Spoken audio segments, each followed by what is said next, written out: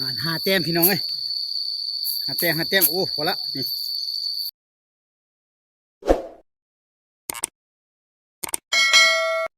ทักทายสบายดีตอนเช้าพี่น้องเราจะออกมาอยู่คลองมาเลาะเจาะเบิงป่าบ้วนเรือป่าช่วยนั่นนี่พี่น้องโอ้ออกไก่เติบนี่นั่นนะอยู่หนองนั่นเลยเป็นบอลนี่มันจะเป็นน้ำมันเป็นฟองขาวๆนี่นะเป็นมูนะเขาจะเอาแห่มาคือเก่าเด้อแห่นี่ก็ขาดตลอดเลยพี่น้อยไปจะได้ขวางบ่นั่นมันออกอยู่พูนพี่น้องเลยมันออกไก่แท้วะมันบ่มาไก่ฟังออกแล้วก็หายพี่น้องเลยนั่นมาอยู่หันแล้วนี่โอ้นี่มาที่ฟังตอนนั้นแหละพี่น้องเลยเจนี่หาไก่ฟังตอนนั้นเราจะไปยืนอยู่บนต่อฟังอันเบื้องก่อนจอบเบื้องอยู่หันก่อนพี่น้องเลย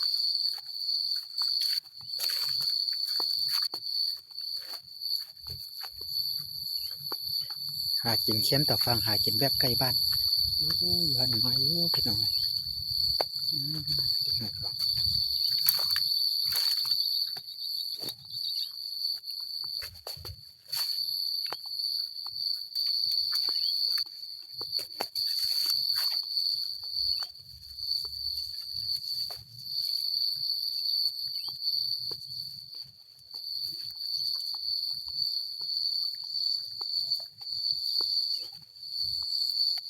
อยู่นี่ก่อนพี่น้อง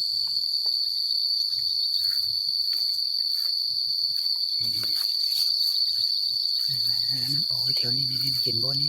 พี่น้องเอาจันจะเกมแห่กันเด้อนี่เนี่ยจุ่มบ่ได้พี่น้องขั้นจุ่มแล้วก็แม่นมามองเกาะบาดเดียวเลย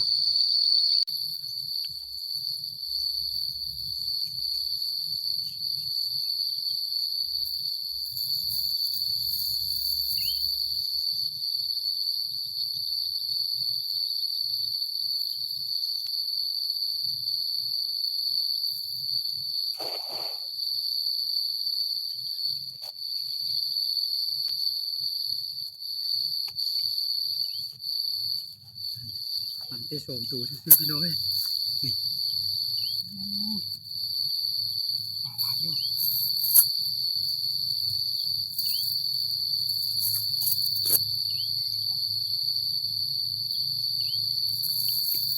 ส่งเต็มม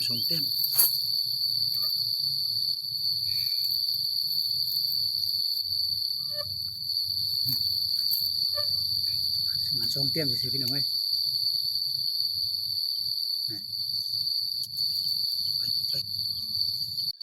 เอาจันจะออกไปขวางอยู่บนปากน้ำเขาออกอันนี้วันบ้านนั้นก่อน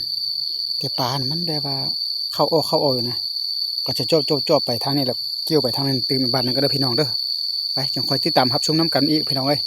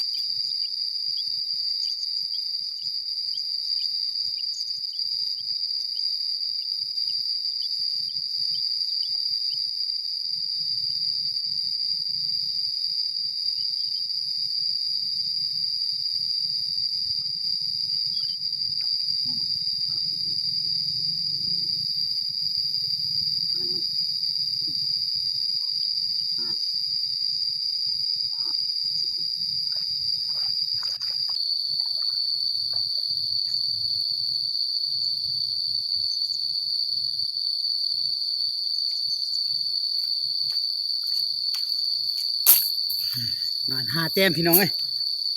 หาแต้มโอ้พอละนี่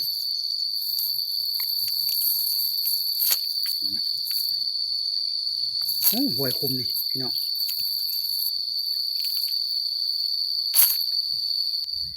ห็นบ่พี่น้อง5 แต้มใน1 2 3 4 5พี่น้องซ้ำนี่ก็ดีเลยมื้อนี้เช้านี้เพื่อได้ปลา7 ตัวพี่น้องเลย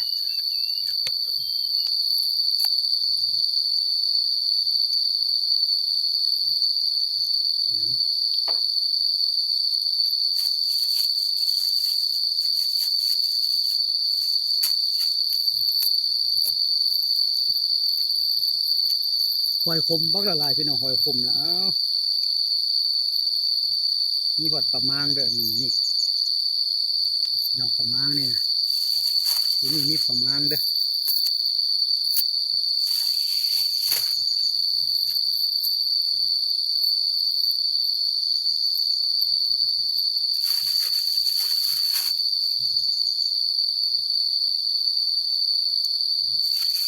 อุ้ยพอดีเลย7 ตัวพี่น้องหากินใกล้บ้านหากินใกล้บ้านมันอยู่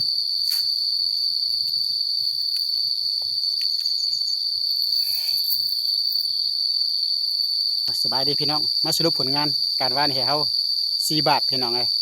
ก็บ่ได้หลายได้ปลา6 7 ตัวก็ขอฝากเป็นกำลังใจได้พี่น้องหากินแบบใกล้คลองใกล้บ้านนี่นะก็มือละ4 5 ตัว10 ปลายตัวก็พอได้อยู่ได้กินพอได้ปิ้งอะไรพี่น้องเช้านี้ก็พอได้ปิ้งอยู่ก็ฝากเป็นกำลังใจไปน้ำแดงพี่น้องสุดแล้วเฮ็ดคลิปดักกบหันนะบ่มียอดวิวขึ้นแล้วก็บ่มีคนเบิ่งฮอดประมาณ7 8 คนพี่น้องเดี๋ยวนี้ก็ยังคือเก่าแล้วจักเป็นน้ำหยังบ่พี่น้องพี่น้องฟีดมันบ่ขึ้นบ่จังใดบ่ก็บ่เข้าใจอาจารย์ก็บ่มีคนเบิ่งเลยพี่น้อยคลิปนั้นน่ะมี20 ปลายนาทีหั่นน่ะ